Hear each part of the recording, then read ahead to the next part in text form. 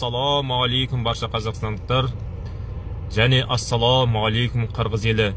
Мен қазақпын. Мен өз атымнан қырғыз бауырларымыздан кешірім сұраймын. Алла разылығы үшін кешіріп қойыңдар. Неге мен сұрап жатқан себебім кешірімді?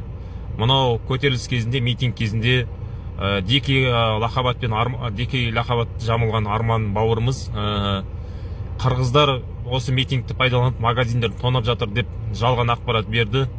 Сол үшін қырғыз бауырларымыздан кешірім сұраймын.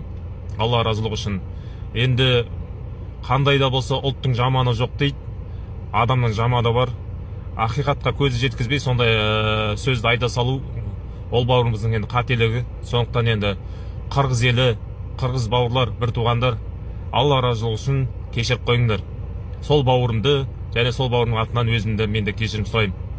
Енді аузында Алласы бар, тілінде калимасы бар, тілінде бисмиллахы бар, жүрегі мен мұсылманмын деген барша мұсылман бауырларымызға ассаламу алейкум ва рахматуллахи ва баракатух.